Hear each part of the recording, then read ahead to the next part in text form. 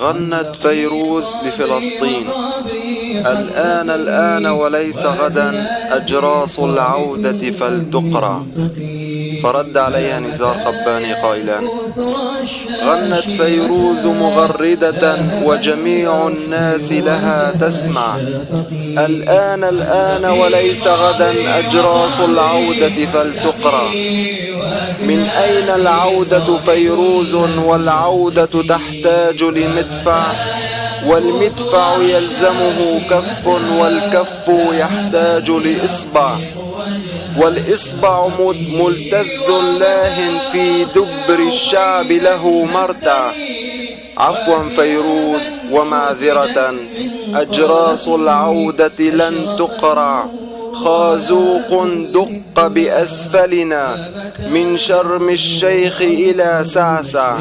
غنت فيروز مرددة: آذان العرب لها تسمع. الآن وليس غدا أجراس العودة فلتقرع.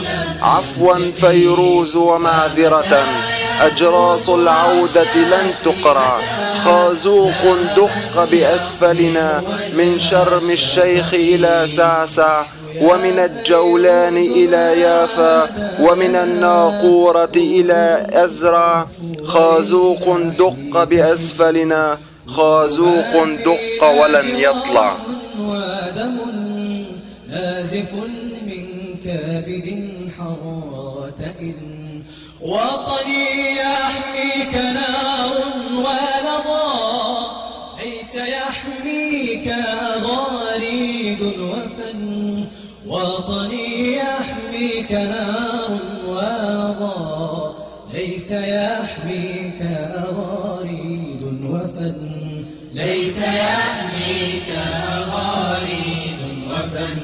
سألتني في حمانا ظبية: أتحب الشوق في عيني صبية؟ قلت: لا أعشق حسنا ظاهرا، أو أرى الحب عيونا نرجسية، إنما أعشق صدرا عامرا يحمل الموت ويزهو بالمنية. أدركت سري وقالت ظبيتي: أنت لا تعشق غير البندقية. أنت لا تعشق غير البندقية. خندقي قبري وقبري خندقي، وثيابي صامت لم ينطقي. فمتى ينفث رشاشي، متى لهبا يصبغ وجه الشفق. ومتى أخلع قيدا هدني، وثيابا نسجت من قلقي. أشرق النور على كل الدنا، فمتى يغمر أرض المشرق. فمتى يغمر أرض المشرق. فمتى